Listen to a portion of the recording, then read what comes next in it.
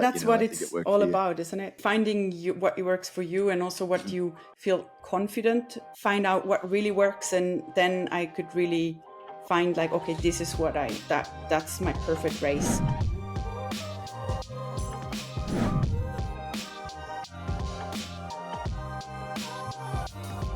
Welcome back to Fuelin Sessions. I'm your host, Scott Tyndall, and once again, I am graced by the presence of Daniela Ryf. Daniela, welcome back. Hi, Scott. Thanks for having me again. Happy to be back talking about some race nutrition, I think. Yeah, I think, and firstly, actually, did I pronounce your second name correctly? Because I'm so bad with pronunciations.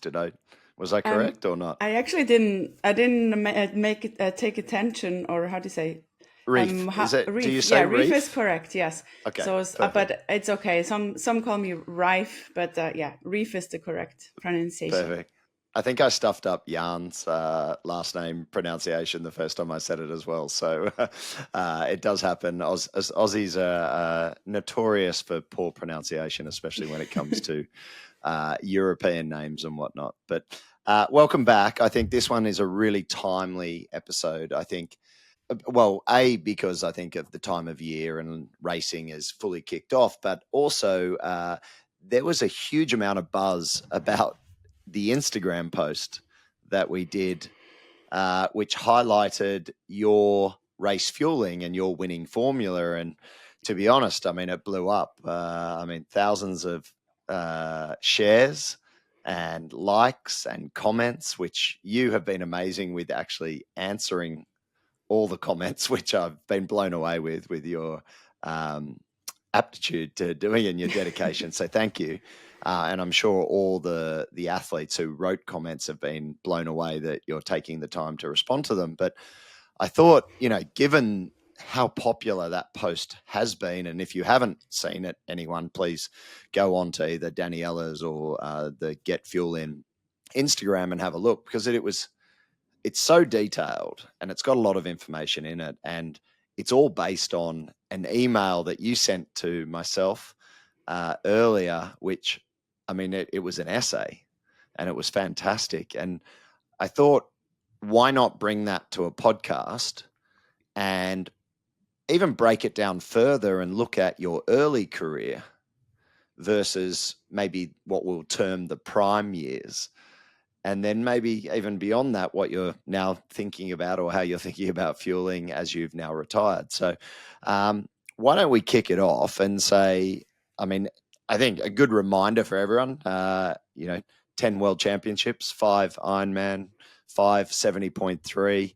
I think I'm correct in saying at least 36 victories in the Ironman, and I love I it that don't you're know. shaking your shoulders. You haven't. I didn't count, but yeah, You know thank you. you've won a few when you don't know how many you've won, but I believe it's 36 victories in the Ironman and 70.3 distance, and I think the legacy is there for everyone who has followed your career, and I think it puts you as one of, if not the greatest long distance triathletes in history. So I think what we're about to discuss now, the learnings you had along your career, are going to be fascinating. So strap in, everyone. We're going to dig in and get into it. And I think the first question I've got, look, we're going to go 2008 to 2014.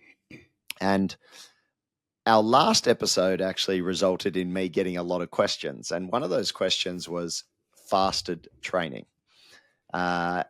I was aware that you did fasted training in your early career, but probably maybe not to the extent that I now understand. And I guess my question for you was, how did you initially view fasted training, and how did you use it in your training preparation for races? Yeah, I mean, thanks for the intro, and also I'm happy to share some of my race fueling strategies today and also in the next two episodes.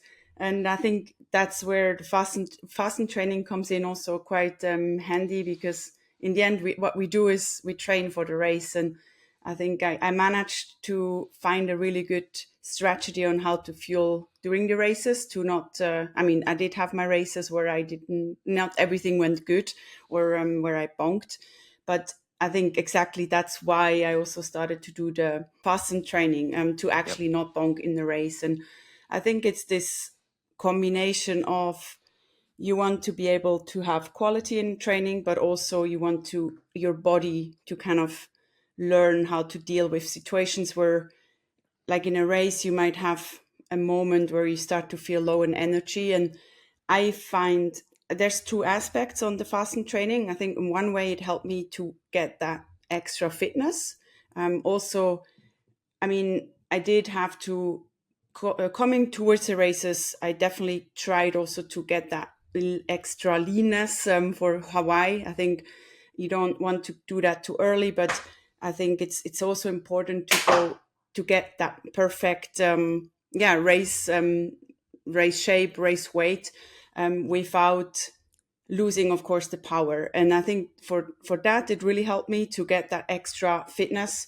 But then also, and I think might have been even the bigger part, is the mental aspect. And I think I was always quite hard on myself. And I think that's also probably what helped me to race well. And for me, knowing that I can do a session even, without food, helped me also for the confidence that even in a race, if I would lose my nutrition, that I'm also ready for this. And I think having that mental aspect, feeling confident in your body, and that you can also perform without having the carbs. And I mean, the carbs, in my opinion, I looked at them as almost like, I mean, how would you call it? Like extra power, So it's when you have carbs, you can perform better. There's no question about it.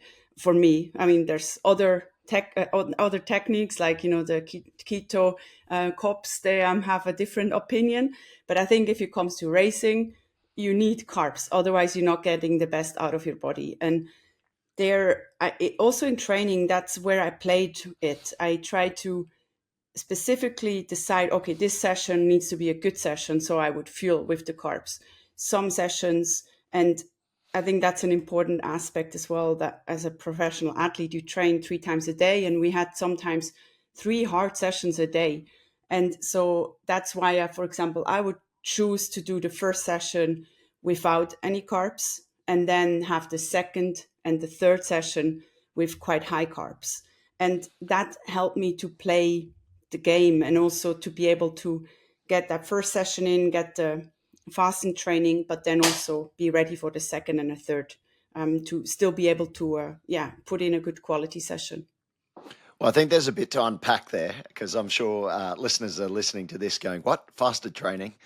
Should I be doing fasted training? And I think you did touch on it there at the end where you said, not every session was fasted, and when you required fuel, you would fuel. And I think that is important for everyone to hear.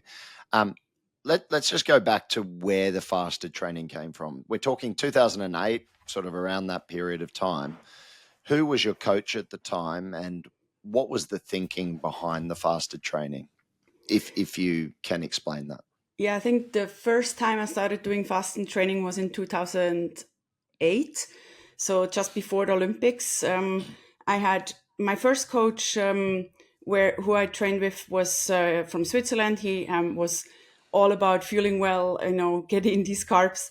And that was, I think, a very good, as a junior, as a young athlete, you want to have a coach who tells you to eat a lot, because it helps you to also not develop any problems. And also just, I think it's important to, as a young athlete, to fuel and eat enough.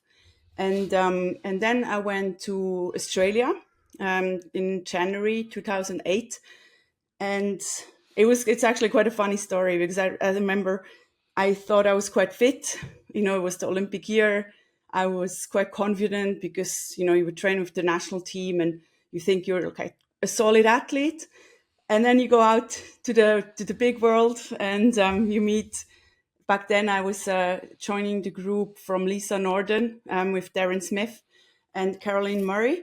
So that was kind of the start of this group. It got bigger after. And I still remember I came there and he's like, yeah, tomorrow we're going to do a 2 hour or 3 hour ride. I'm not sure anymore. And I was like, oh, okay. So what do we have for breakfast? Because I stayed at his house. And he was like, yeah, you don't need breakfast. You can just it's just an easy ride.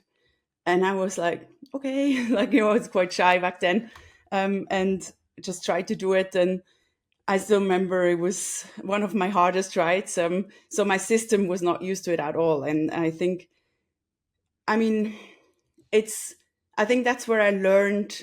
I mean, I learned so much from this period of time, because just also how they trained, it was very professional. It was very scientifically orientated. So we worked with a nutritionist, and we had really a lot of insights from the science. And I think it was a time where I could learn a lot. And also, yeah, I think fast and training was one of them, that it was, of course, it takes time to get used to. And we did not all of the sessions fastened, of course, but I think to also implement that helped me to also become more efficient. And I think that's the time where I started to realize, okay, there's so much more to nutrition as well than just having, eating a lot. And I think before it was more just eat a lot and you'll be okay. I think I didn't, yeah, I don't think I had the most healthy approach to nutrition. I knew what was healthy, but I also fueled a lot with chocolate, with sugar, and it worked well for me. Like, I think it was like, I remember in I think it was in 2003. It was a junior European championship, and we were there, had the single race and then the team race relay the day after. And so I thought, okay, now to recover fast, I have to, eat a lot again to be ready for the day after. So my way of trying to recover fast was just to kind of also a little bit overeating. So I remember I was sitting there with my Nutella chart. Back then it was a 400 gram, so even more crazy. And my coach was like, "What are you doing? Like, you don't need to have that much food." And it was, yeah. I think it's just this fear of not loading enough back then helped me to. I guess maybe sometimes I overdid it, but in the end, I still managed to fuel. But then through that year to come back to Australia and with to Darren Smith, I think that I learned more about how you can really get that peak of nutrition or that peak of performance through a smart nutrition. And that's where I got a bit more deep into the nutrition aspect. And I think what you're saying there is, and again, it's interesting because I remember that period of time, 2008, all the way through probably to 2015, 16, where there was this emergence of studies and research around fasting. And there was a lot of hype around fasted training, which, we move on to where we are now, and our knowledge of fasted training and whether it's required or not in terms of adaptation and more.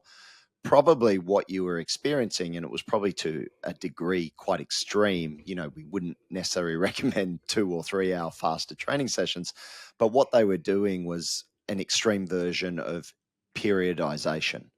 And an episode I recently did with Marco Altini, who you may know, researcher who's based in Italy, he sort of explained a very similar concept to what you are describing. And again, he's European, and he sort of said, like, I just thought carbs were good, and I needed to eat a lot of carbs all the time. And I think that's where there is this disconnect. It's like people either think you have no carbs or you have just carbs. And it's like, no, the whole concept of periodization is using a lot of carbohydrates when you require it versus maybe dialing back the carbohydrates, maybe doing some fasted training, maybe not as extreme as a 3 hour session. I'm sure if we spoke to Darren now, would he agree with doing 3 hour sessions? I don't know. I'd probably like to take a guess that he would look back at that and say, maybe it was a bit extreme and it's not required. But I will also say that, and this is something we've talked about, Danny, isn't it? Like, I know for a fact that there are always periods of time that champion athletes do some fasted training. It just happens. Like, and is it coincidence that all these great athletes have these periods of fasted training? And again, I'm not saying everyone needs to go out and do fasted training, but there are going to be periods of time where you probably don't need to eat something before a training session, because the training session is fairly short, and or you are in a lower glycogen state, and that's from the day before, because maybe you haven't eaten enough to fully load up your glycogen stores. So it's a very controversial area, and I think the message I'm trying to get across here, probably poorly, is that what I think when I listened to you about your fasted training, it was extreme, but it taught you some lessons around when to use carbohydrates and maybe when to hold back on them. Would that be? Absolutely. And I think that's exactly probably also what the idea was of this first arrival session. I mean, after that, we didn't do crazy things like this, but it was more to get the awareness of, okay, how much do you really need? And back then I was thinking you need, a full loaf or like a 500-gram piece of bread to be ready for a session.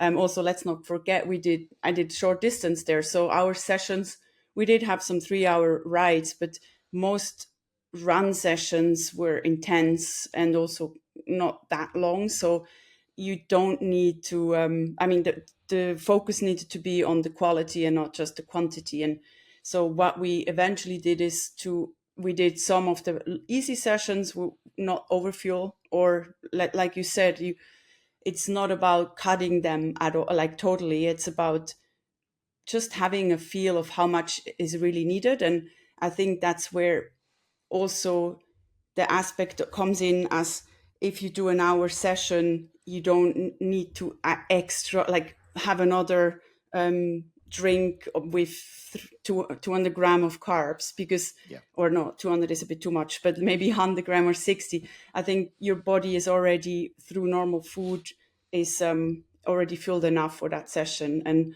then you just top it up with maybe a gel or maybe a little bit of a drink and have like 20, 30 gram. And also, I think the aspect of, and that's really important, the difference between fueling just before the session for performance is something different. So let's say you have really important session or like a race, you feel fuel different to if you have a session just needs to get done, and you then can focus more on the long-term health, which is, I would then not take the same. So maybe for an example, like before a track session where it's important, you would then take that extra gel or the carb, or I often also took a Red Bull before a hard session just to be awake. And I think that can help then to have this 1 hour session to perform at your best and get the quality out of it. Where if you have a tempo session where you have to go a bit of threshold but not extreme, you then can choose maybe a more balanced nutrition aspect and say, I'm just going to have maybe a banana, or maybe even, let's say you have lunch. Lunches are a good example. Like, for example, if I knew I had to have a hard session, I would eat mainly pasta to not have the fiber aspects that could make the session after worse. Where if I just had a normal session, I would have, a salad with some chicken and maybe a bit of quinoa or rice. And so this, I would say that's a more healthy lunch for sure. But if you have a track session after, you can't have salad with chicken because it's going to make you not do a good run. And so that's where you also have to differentiate between what's your goal with the food. And I think that's where I think you have to know, like, or for me, it was helpful to know when you eat, what does it help you for? And that's what I learned definitely through that time in Australia. Which is fascinating. I mean, when I listen to you say that, I think, well, that's exactly what we do with Fuelin.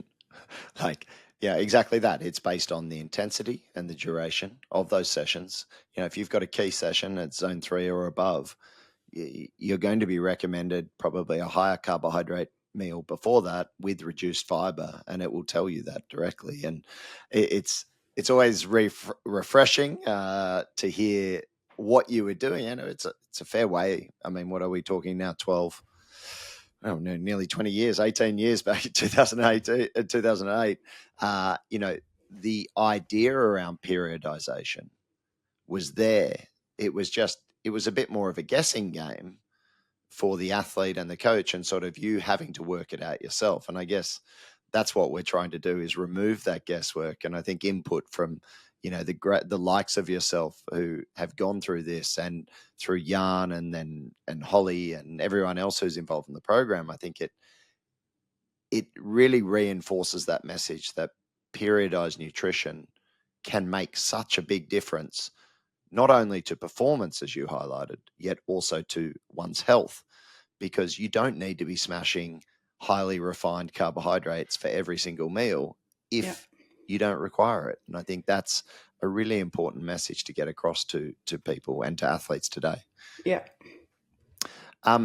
Okay, so you talked about the Olympics, and I just want to touch on that because I know I've spoken to Jan about the Olympics and your experience with the Olympics, and how much fasted training was utilized around there, and how did it impact you and your relationship with food and maybe your body at the time? I think the fasted training was not at all the focus. I think it was more the amount of food you should eat. And I think in the end, I mean, yeah, the Olympics are, a one in a lifetime for many people, or no, a one in a lifetime for some athletes. And I think for me back then, it was really, I was learning that much, and I really took, like, I wanted to do the maximum out of it. And I remember I would get quite extreme, like in terms of, okay, how can I be the fastest runner possible? And of course, that meant also that I thought, okay, if I lose maybe half a kilo or a kilo more, that I can be faster. And I think it worked short term. I think for the Olympics, I could improve very, like, extremely within this 6 months. But also, it was too extreme that I then after realized, okay, I don't want to live like this. And I think it's, yeah, I would really focus so much on the how much I would eat, as well, like the quality. So almost too extreme that I my thoughts were constantly on food, which is as good. It's a sign that you're having a problem.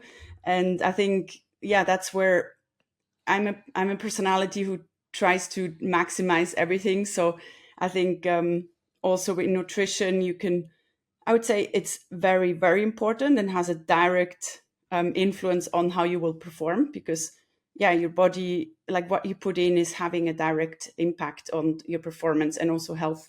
But it's also, you can also overdo it. And I think in that year, I definitely overdid it in terms of just trying to make the best out of myself. And I mean, I did get 7 Fat Olympics, which for me was like a win. So I felt like yeah, how I could improve was crazy. But then I think the where I started to realize it was not healthy is when I came back from the Olympics. And I mean, it's quite common that the athletes have a bit of a after Olympic depression, and that's pretty much how I felt too. Like I was completely lost. I mean, I was in this training camp for 6 months and came home, and I felt like I was, or even my friends, like they were saying like I was a different person. I had my school friends, and that's where I'm also very grateful for, to have them, that every time when I came back later, they would kind of get me back to my normal state. And I Call think, you out.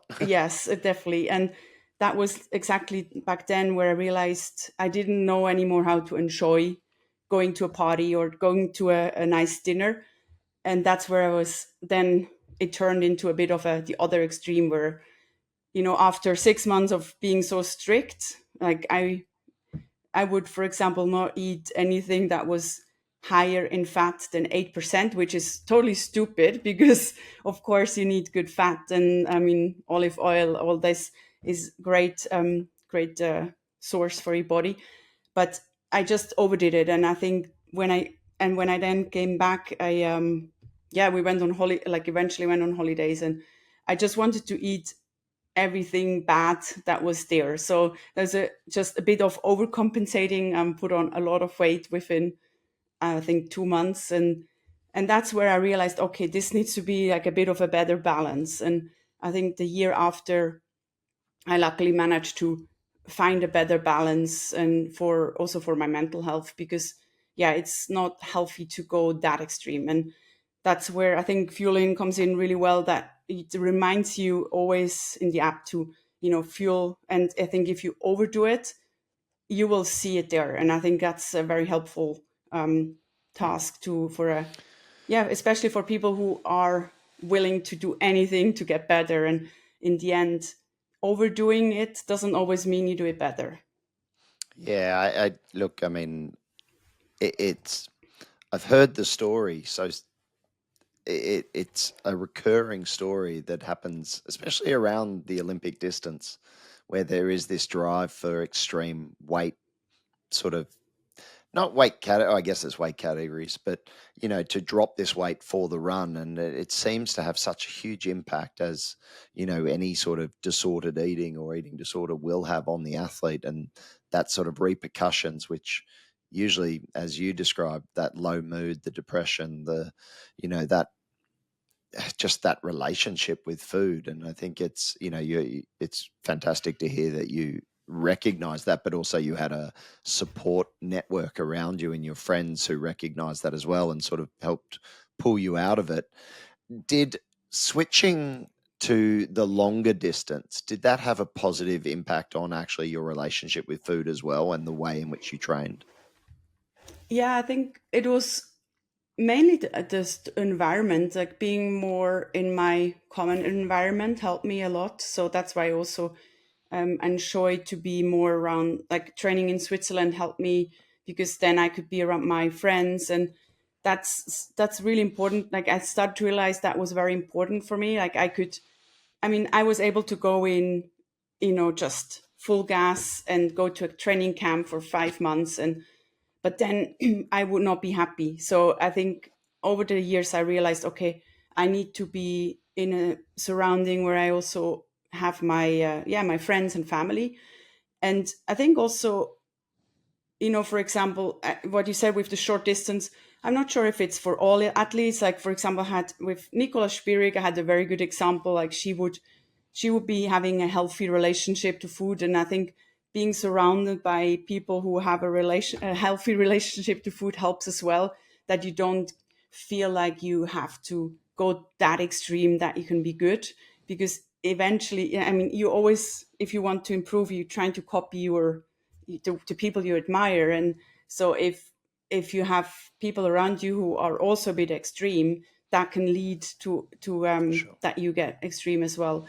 And yeah, I think 70.3 and also the longer distance definitely requires a little bit of a different athlete. And I think that came into my favor as well, because I've always been naturally strong. Like I would say my hip is quite strong, and I can build muscle quite fast. And I think not having to worry too much about, and actually in the end I could also see that you don't have to be that light. But I think eventually in that, I think it was also that phase that people thought, okay, you need to be light to be But fast, where lighter was faster in that period of time, exactly. 100%. I And think but that it's not, narrative was always there. yeah, but I think it's not 100% true, because you can be also strong and fast. And that's where I realized what I realized a bit later, like going to 70.3.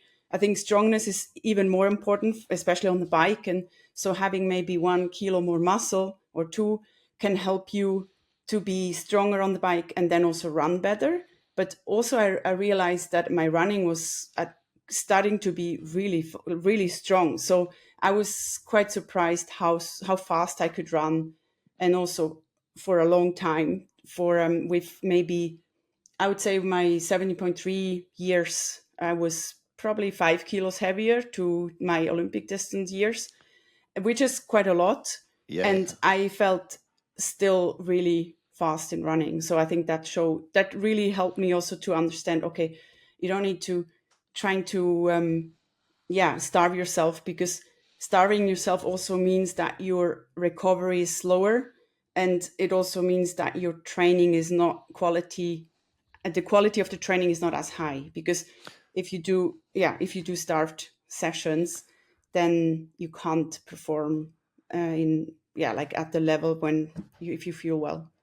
So let's touch on that because you obviously, you did a lot of this fasted training. How did you recover at that point in time? Like, what were your energy levels like day to day in between sessions? Like, how did you feel when you were doing this? Was it crash and burn, sort of like, you needed to sleep? And because you're a pro athlete, you had the ability to do that?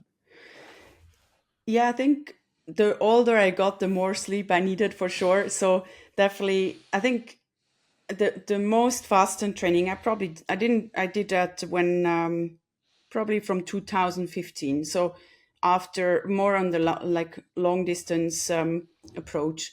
And I would say in the beginning, I didn't really, it was okay for me because I was young. But I would say from the later years, I started to realize that if I do a 2 hour run without any food, that I would definitely be very empty in the end. And I think that's actually a good point where you're touching here. I think that's often where, when the age group athletes trying to copy the pros, I think that's where a big difference lies, is the pros can then have a sleep after they did their session, where most age group athletes, they go to work. And I think that's where you have a big difference. And the recovery, I mean, I would have sometimes after a long run, I would sleep for 2 hours and really Yeah. deep. Like I would be knocked out and wake up like I got run over by a train. And so I think that extreme fatigue is definitely not, I mean, you put yourself into a hole where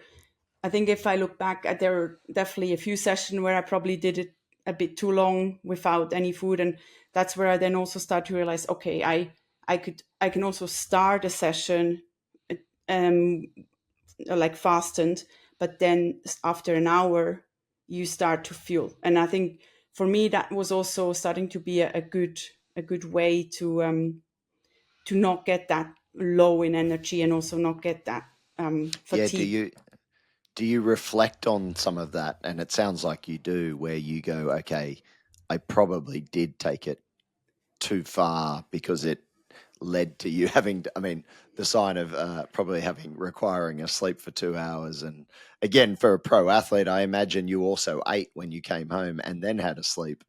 And that's Yeah. probably your saving grace in this case. Like, the fact that I know you have a very good appetite and you can eat a lot of food. And so probably that was your saving grace as well, is that because you had a very good appetite when you decided to eat food and you had the ability to sleep, it probably mitigated all that. I won't call it damage, but probably that stress on your body.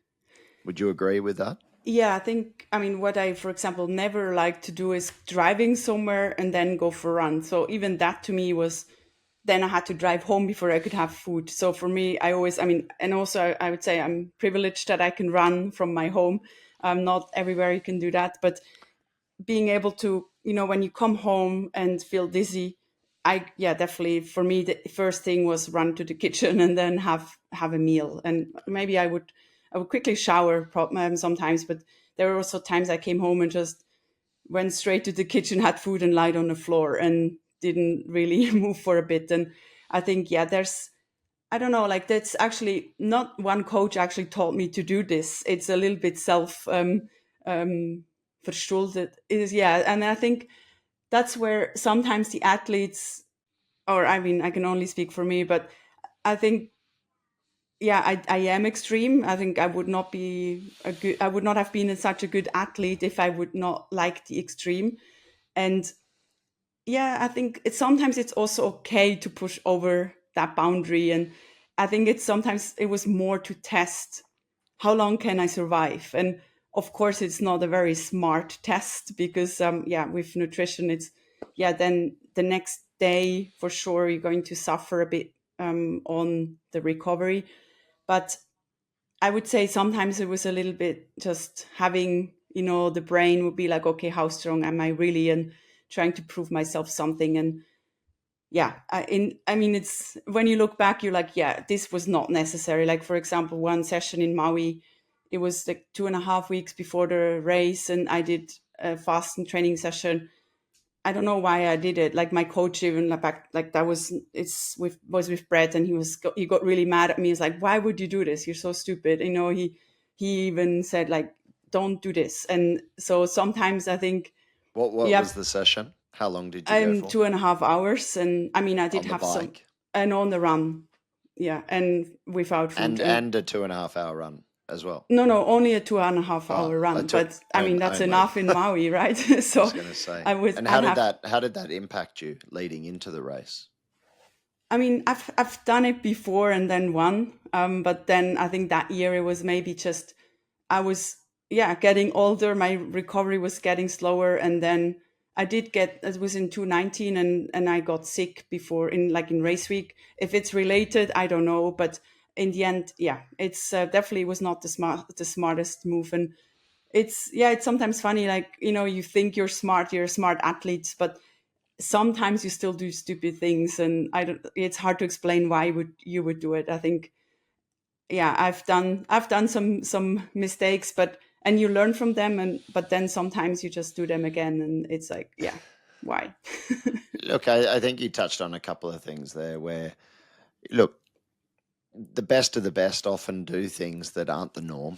And that's maybe why they are the best and the best. And we learn from that and we look at what they did, and then that gets studied, and then research comes out. And it's like, wow, that's either very effective or very ineffective. I think, again, just I just want to reinforce, I think what you did was extreme. I don't think it was required. I think it's interesting to hear that an athlete of your caliber did that extreme, and sometimes it paid off, sometimes it didn't. I'm sure the sickness, the amount of stress that applied to the body before a big race, probably, layered up, and ultimately could have, certainly would have impacted immune response, which is very unfortunate. I think you also said something that you changed your approach to the way in which you fueled, and I think that's an important sort of aspect I'd like to touch on.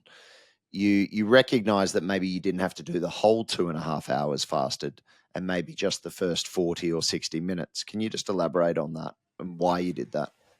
Yeah, I think especially in running, I wouldn't do that on the bike so much, but for running, I always find I would always try to do the first session. I liked to run in the morning because you don't have then to watch what you eat so much. So I think if you run in the afternoon, you then have to watch what you have for lunch, because then, yeah, you have the stomach, which if you have a lot of In fiber, terms it of can. GI, Yes, exactly. you mean in terms of watching what you eat, not Yeah. necessarily watching what you eat for weight No, management or anything like that. GI, exactly. Yep. And so that's why I always like to do my run sessions, also some harder sessions in the morning. And so and I think I mean, of course, you can do, some white bread or all the things I told the people what I have before the race, but that's not the best healthy food. So my approach always long term was to the have like my breakfast, for example, would be oats with apple and a bit of milk, or like soy milk or almond milk or oat milk, and a bit of some nuts.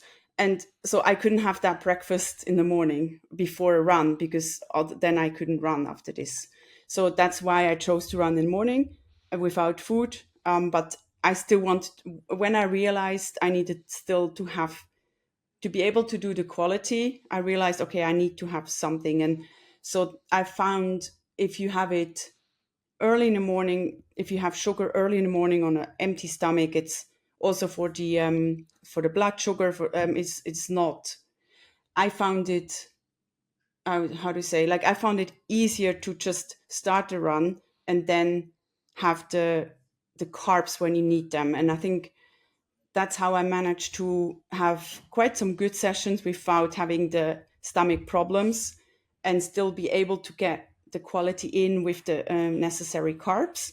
And once I had done the session, I could then have my healthy breakfast. And that was one of the reasons why.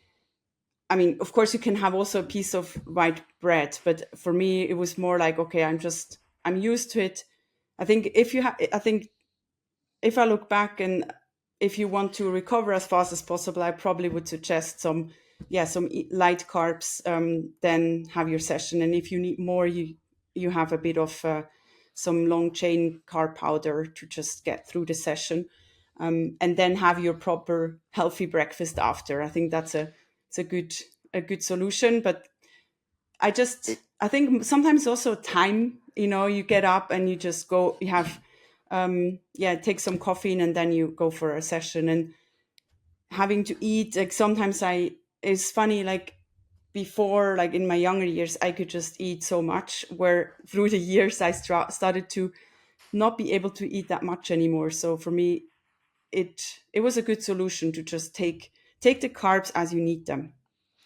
And just, did you ever, and again, it probably goes a little bit different from what we would recommend with Fuelin, especially, and you did say it, like probably to get better results in terms of recovery, especially for those who don't have the ability to, um, probably go and sleep and have a lot of time afterwards actually consuming some calories before the session. Did you ever aim to consume calories, some carbohydrates, some protein, some fats before these sessions? And if you did, what would you tend to eat? Would it just be a slice of white bread and some jam or some nut butter, or would it be a banana? What would you eat before a session? I mean, you mean like for during the day, for example? Oh, and even in the morning, did you Okay. always avoid eating in the morning because you were fearful of your gut? Um, yeah, I just made it kind of a bit of a habit. Like I That did was have, your habit. yeah, I think I had, but it's the same. Like the difference is I had 3 sessions a day. So for me, that one session was not always the most important. It was sometimes also a 40 minutes easy jog. Like I would have, my sessions wouldn't be, if I had a 3 hour hard bike, I would not do it fast. And of course not. Yeah. That would be stupid. But if I have a 40 minutes jog, often, for example, I would do a 40 minutes jog, then have breakfast, and then have a track session. I didn't really like that so much, because then exactly you have the problem with what you have for real breakfast. And that means you have to kind of have some, I mean, you can have pancakes or banana or, some, but low fiber. And Mhm. I preferred to do my hard session early, have no, for the running now, like just have it with the carb powders I needed to get the quality in, and then have my proper breakfast, which is high in fiber, and also, yeah, quite like high in fruit. And then for example, for the bike and the swim, I never really watched on the how do you say, The the GI, like the gastrointestinal yeah. system. Yeah. I think that's much more forgiving. You can pretty much eat, I mean, or I could pretty much So eat you would everything. you would go into those sessions Yeah. just fully fed up. So Yes. I mean, when I listen to the way that your day was structured, it's similar to how a lot of the research studies have investigated faster training and the evolution of that, because what they would do is typically do very hard sessions in the afternoon or leading into the evening for the individual athlete. The athlete wouldn't necessarily consume a large carbohydrate meal in the evening. They would then sleep overnight, which is like the fast and sleeping low. In the morning, the initial studies would then have the athlete complete a lower intensity session, fasted, and assess the impact of that from a physiological standpoint in terms of markers of changes in terms of the mitochondria in the muscle, um, and performance markers, even from watts and time to exhaustion.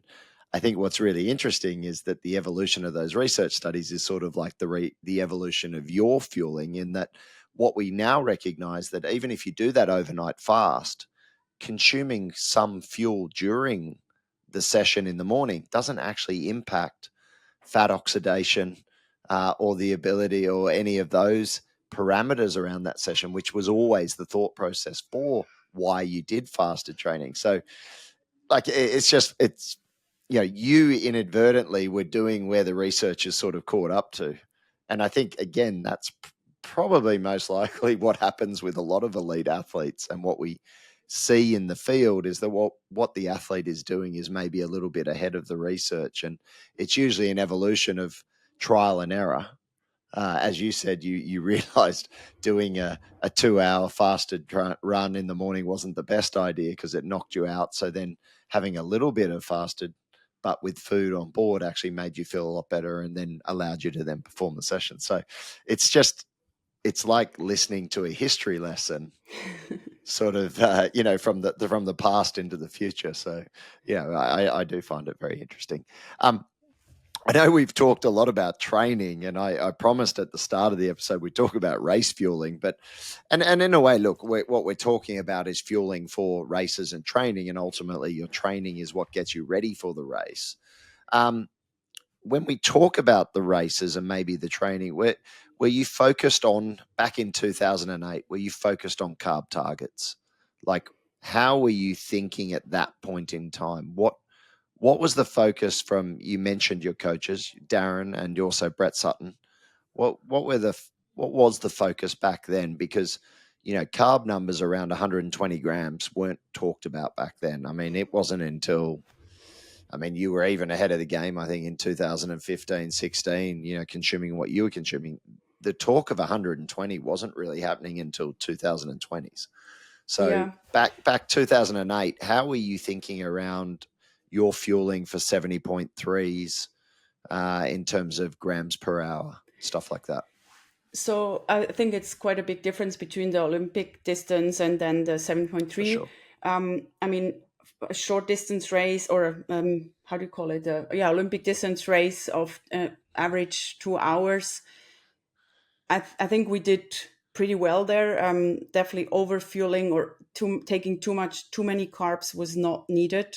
I think there I found I had my, I always feel like you can feel the if you have enough and you can push as hard as you want, then you kind of feel it. And I definitely feel like in the Olympic distance I could go all out for 2 hours, and I felt like the nutrition or the fuel was not never the thing that kind of held me back. It was more my heart rate, or my lungs or my muscles being lactating.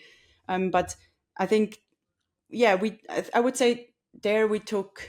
I'm actually not sure. We had a very clear. I would have to look it up if I would find it again. But I think, yeah, we would feel well before. I mean, and that was always my strength. Back then, I still remember I was able to eat so much before a race.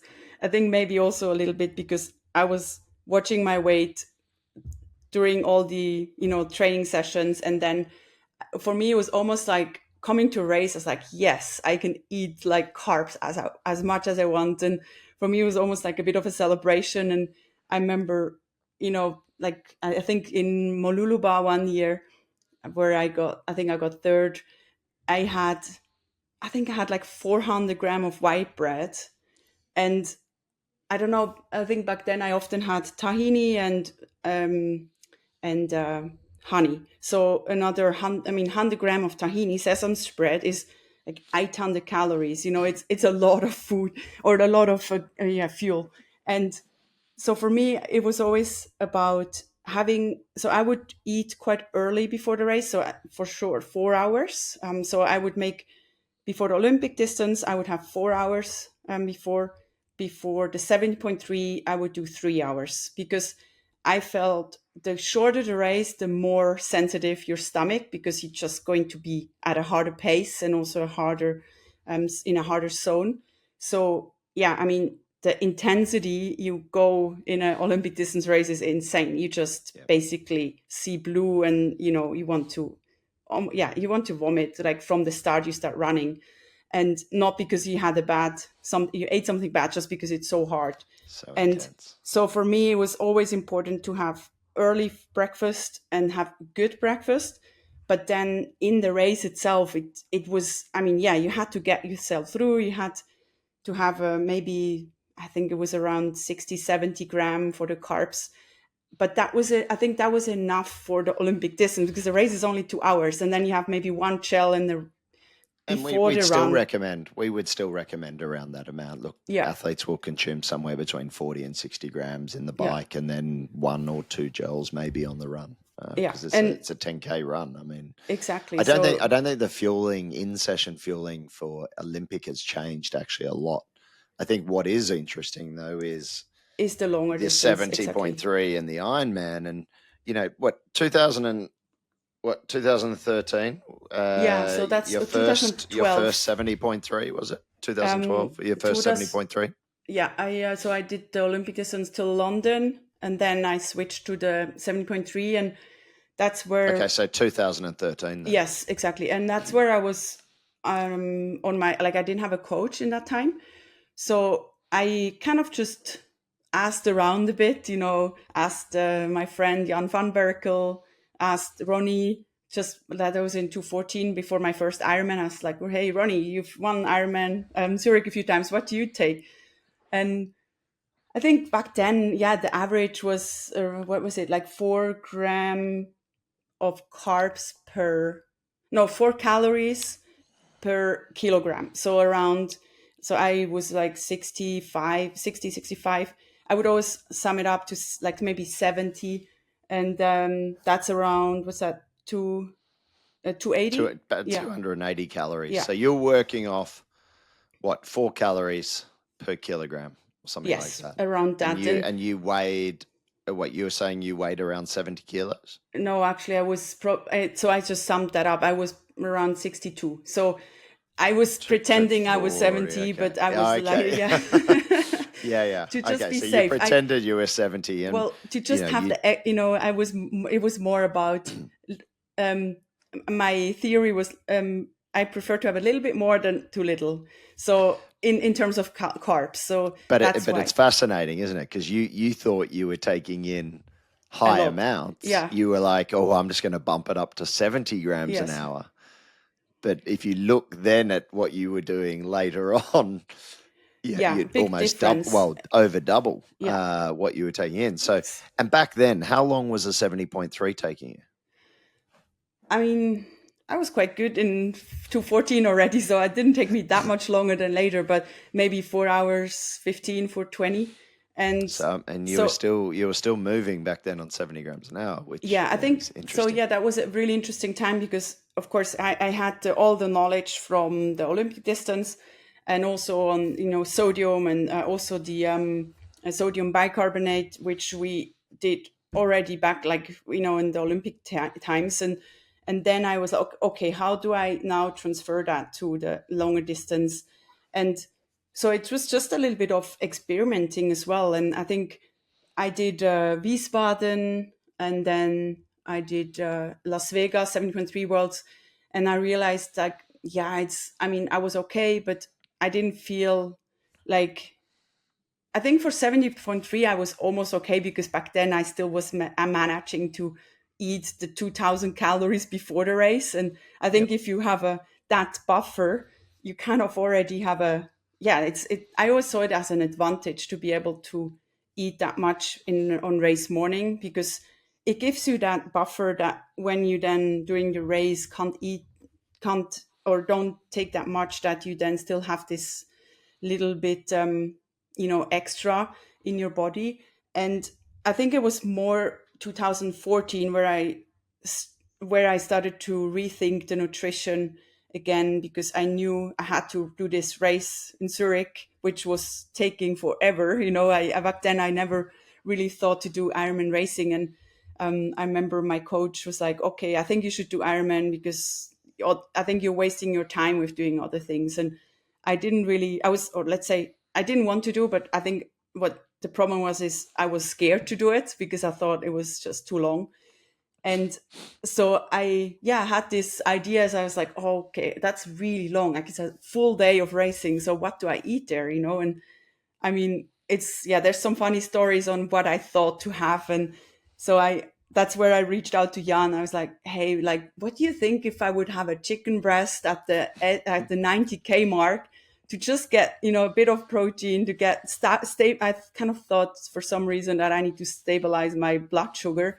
So I thought, a bit of protein could help with that. And I did also think, and we can talk on this for, later on, the mistakes. But the chicken breast I never did, so I'm glad I never tried that. But I'm glad you never did that. yeah, but I think it was a good phase to just also think like, what could you possibly have? And so in my first Ironman, I definitely was quite creative. I had some crackers on the bike, just because I felt like they give me this, yeah, it's just stabilization. And also mentally, I thought I need to have something in my stomach. So I did have still a bar with, I think, 200 or Do you remember what 300 products you were calories. using? Do you remember what products?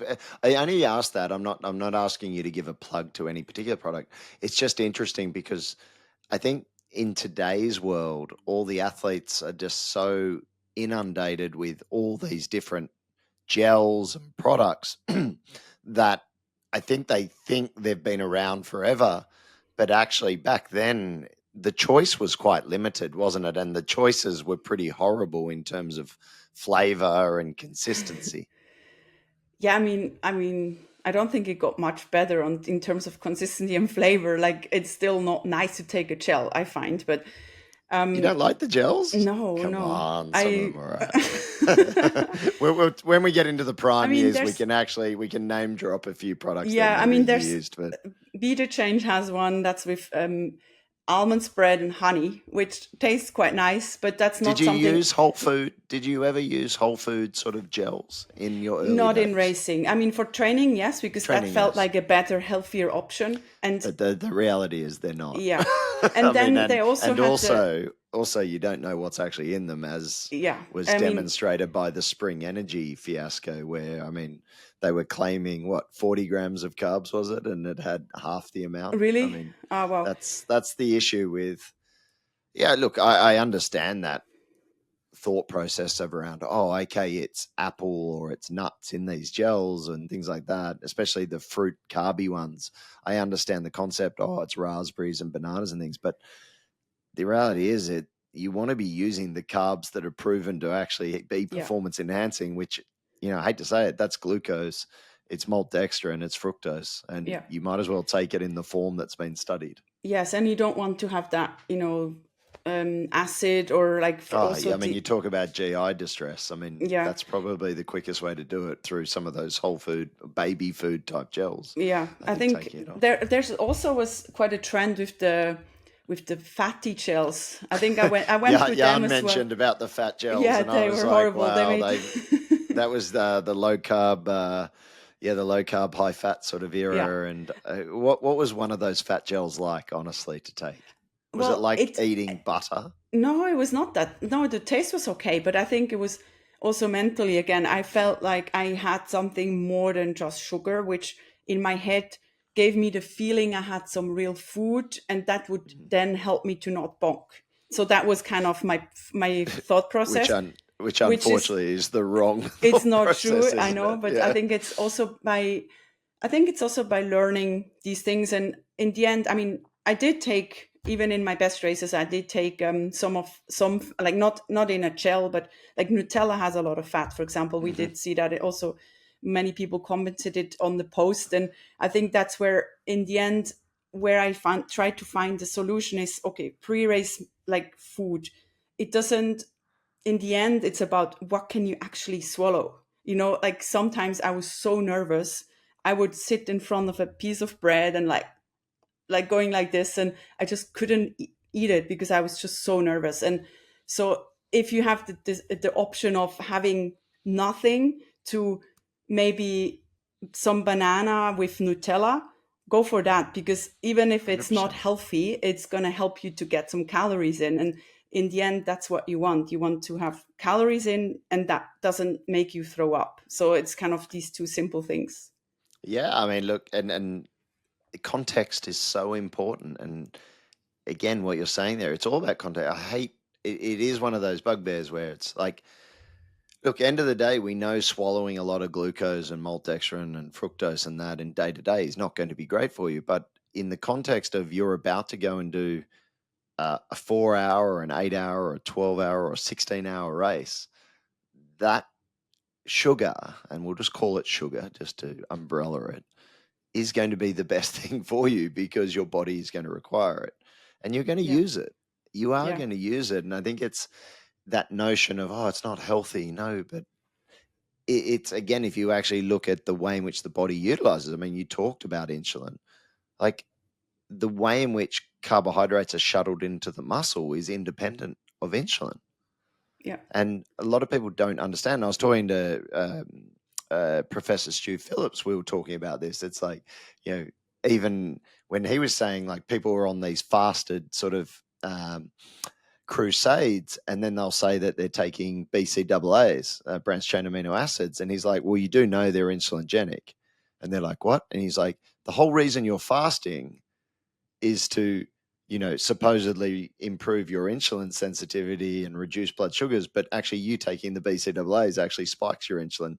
And it's sort of, and I was saying, oh yeah, the same discussion is around consuming carbohydrates during exercise. And they're like, oh, well, that's going to spike my insulin. It's like, no, actually your insulin is like low, really low, if like zero pretty much during exercise, because Yeah. it's independent of that mechanism. And so it it's always interesting listening to how people, I think what fuel does to them versus what actually is happening with the fuel inside them. And did you get nervous because you hadn't eaten or practiced eating, or was it just you were nervous? Like, were you worried about having GI issues and eating the food because you hadn't necessarily done a lot of that in the training? I think I always try to do my, like, whatever I mean, I found my gel and then I kind of kept what I used. So I did at some training session, I would kind of do a, how do you say, like a fake race. But I think once I knew that worked for me, I felt like I didn't have to train it so much anymore because I felt it was so dialed in for what is well for me. But Yep. I think what I was often nervous is, yeah, because you burn so many calories during an Ironman, and especially in the beginning, I was always very worried. Like, okay, I need to eat a lot in the morning, and then sometimes even the day before. So one time before the Kona, I had my friends Maddie. We would always have a carb or sugar like how would you call it, a Like carb a sugar party? party or a Yeah, so carb party. always the night before the race, I would eat just really a lot, and so again I overdid it once, and we did, or I ate a full block of ice cream. So like, I don't know, like 1.5 liters. I don't know what it, but it's like 3,000 calories. And I mean, also I think a lot of sugar, but I think the fat is probably, or also the milk fat was probably not the best. I had Bit too much. a little bit of a problem in the morning, but I felt very fueled. So I For think sure. in the end, yeah, that I wouldn't do again. But what I learned is you don't need to go crazy, but it's a lot what you need. So For I sure. felt like I would have to eat so much. And I mean, we do it, and then sometimes it's almost like, disgusting how much you have to eat. But I could even do more than that. So I realized, okay, you don't have to go that extreme. You can just have maybe two, three portions of pasta, and that's okay. You don't have to then also eat the full bulk of ice cream. And same in the race morning. Like, I had race mornings where I felt nervous, and I mean, I was always nervous, but I had 1, 2 race mornings where I could barely eat. And so then I just had some of the long chain carb powder, where of course you can, if you have 100 gram of that in a drink, you also have at least the 400 calories, which is not that much, but it's going to help you to also be okay. And I think, and I think that's where it's important, as long as you keep fueling, that's really important. So once you drop, it's where it's hard. And I find it also interesting that before, like earlier in the years, you also say like you can only have sugar by the end of the race, which is also not true. Like you can start with sugar, but you just have to Absolutely. keep filling it. And if you stop, yes, then you have a problem. But that's where even I think, and that's where the planning is very important. You have to kind of set yourself a goal and really, even if you feel bad, you have to take it in, because if you don't, yeah, you can maybe reduce it a tiny bit, but if you don't take in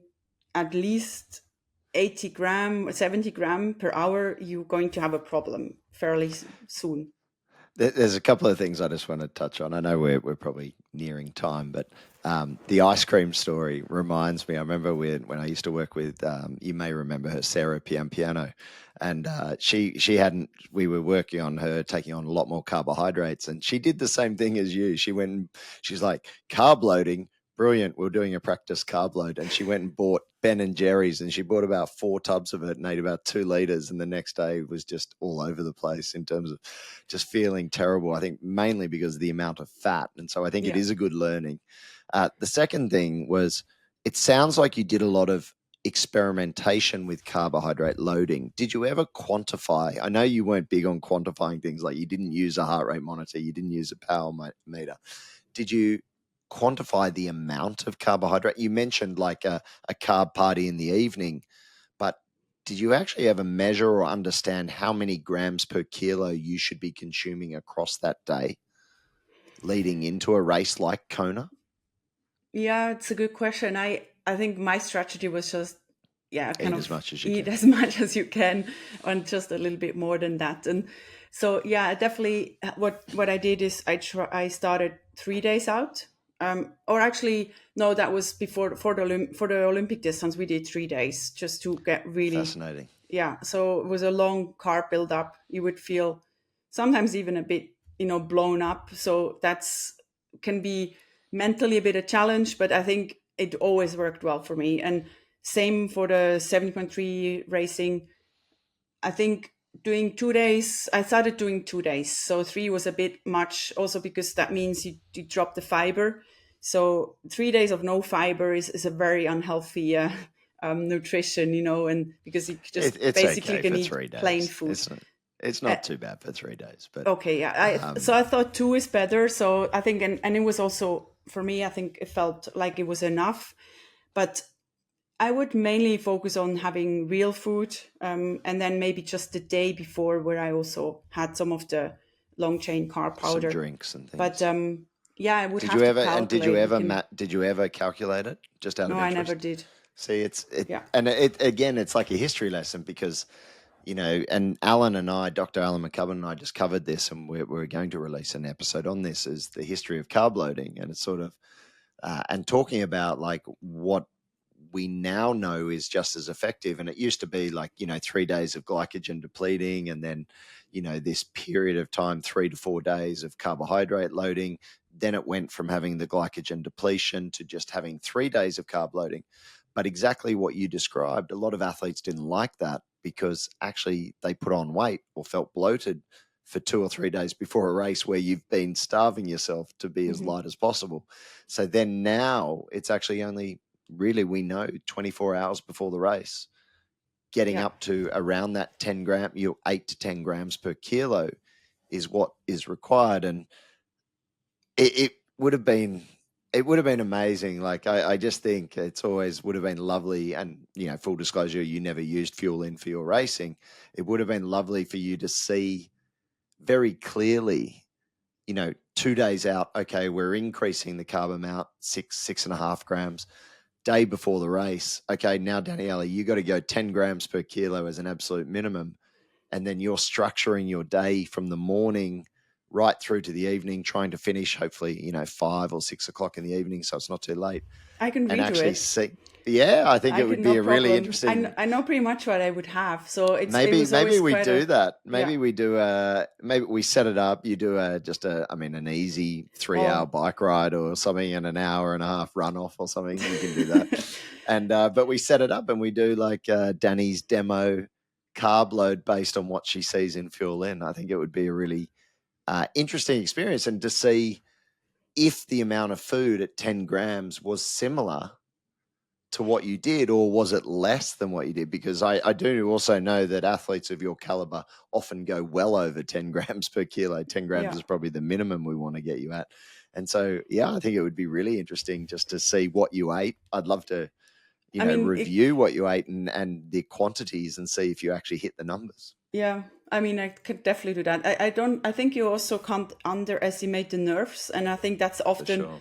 where some people, yeah, they know, okay, I should have that. But then when it comes to the race, it's always a little bit different because you have the nerves, and then so it's you might not be able to get the same in. But that's where also, I mean, I would 2 days I would have the pasta and Mhm. still a bit of meat, and then my ritual with the glass of red wine. So Geez, that caused a little bit of controversy, didn't it? I You know. I you having mean, a glass of red wine. I was I'm like, not oh my promoting god, red wine people, here, it's yeah. but But I'm I think like, it's if yeah, you feel this better with a glass of red wine, like go for it.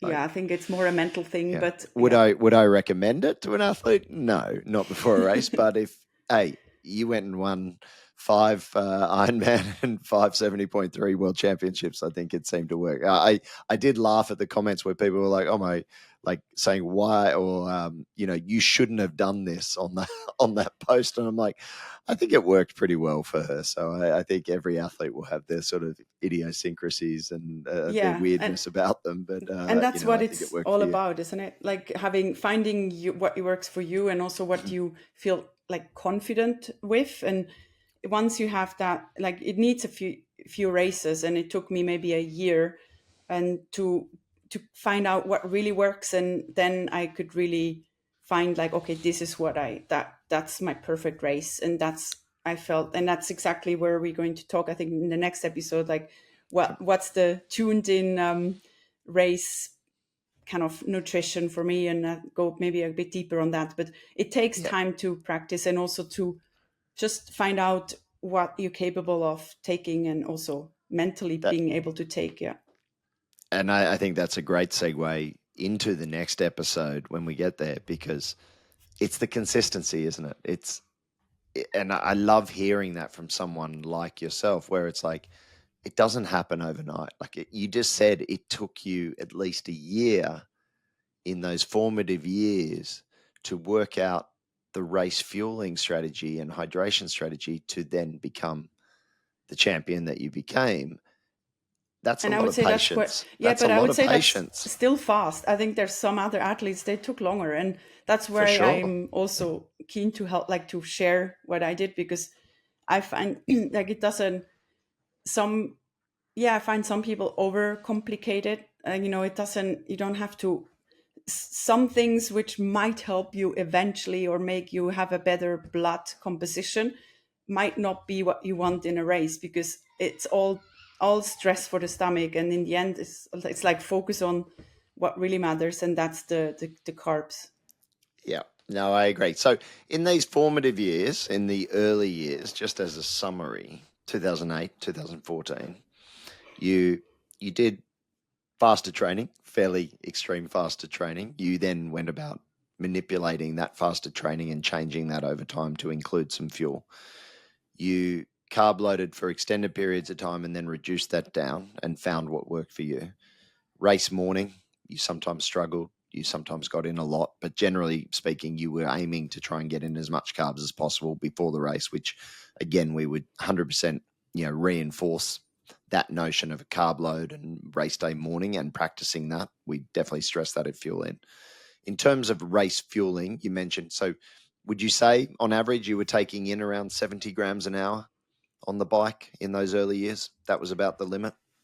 Yeah, I mean, Okay. like at the first Ironman, it was that in that year 2014, Yeah. where I might have gone up a little bit, like 90 gram, but Okay. it was not enough. So I mean, we all saw what happened in the race. I had a great bike, and then started running, and then I think one of the biggest mistakes was also my approach to fizzy water, which I thought it was really refreshing. And I did have yeah, another mistake, which then I learned definitely from. I did have one aid station with fizzy water, and yeah, of course, fizzy water has 0 calories, which is maybe not the best thing to take. And that's exactly, I would say, 5K after that aid station, I bonked. And so Yeah. that really showed me also how important it is to really get up, keep in the carbs for the run. And I think that's where then the year after I definitely changed a lot and still made some mistakes. But I would say, yeah, I went up to 90 gram into 14 for the 70.3. Back then I was probably even lower at 70, 80 gram, Yeah. which, yeah, compared to what I then had the years after is yeah, almost half. So it's Yeah. crazy how much more you can put in. And Yep. also there, like of course, maybe it's also a little bit related to that I pushed more watts on the bike. So can't forget that I got stronger. So then you have also a little bit of a higher demand. But I think, yeah, back then it was just trying to find, like coming from Olympic distance where it was totally different. Like the pre-race fueling was, I would say, more important. And then you kind of could almost do the race with one bottle and one gel. And it's definitely a different story in 7.3 and Ironman. And I think it's also For sure. interesting that, yeah, I would say my biggest fear always before a race was, okay, will my stomach handle everything? And can I take in the food? And I think I always knew if I do these two things, I'm going to perform because I was fit and I was healthy. And, it's these things you can prepare, and the food you can prepare as well. But in the end, you still have to execute it on race day. And then you have stories like you lose your bottle, and yeah, then you have to just also be a bit flexible. And that's, yeah, then Yeah. it's a bit of a mental game. Yeah, no, I love it. I love it. I think the evolution and as I said, the next phase of you and the difference of how you approach the fueling, I think is, and I mean, it obviously relates to more to that post, but I think having an insight into what you did versus what you started with, I think is really interesting for people to hear because a lot of people have probably heard and probably can relate to some of those mistakes going out, doing a long run and just not consuming enough and feeling the effects of it and probably having to go to work straight afterwards and then wanting to die the rest of the day and not having the luxury of being able to sleep for a couple of hours. So I think things like that, bonking on a run after a hard bike as well because you haven't taken enough fuel. And I think these lessons that you learned, I think we've seen that time and time again through age group athletes, through professional athletes. And I think it just shows the power of nutrition. And Absolutely. when you get your nutrition right, it can certainly be a game changer. And I think ultimately that's what we're trying to do with Fuelin and educate athletes on how to use nutrition to I guess supercharge their performance and also their health. And I think education sessions like this are always an invaluable part of that process. So, Danny, thank you for today. I know it went longer than what we anticipated, and I'm glad, just as a FYI for everyone, this was going to be rolled into prime years and then after years. And I did suggest, and Danny suggested, maybe we break it up into 3 separate episodes. And I think that's a good thing. Otherwise, we would have been going Huberman style of 4.5 hours or something like that. So I think it's a great sort of preface to the next episode, which is your prime years, 2016 to 2019, and really listening and hearing what you did to sort of supercharge Danny's career. Thank you. I look forward to it.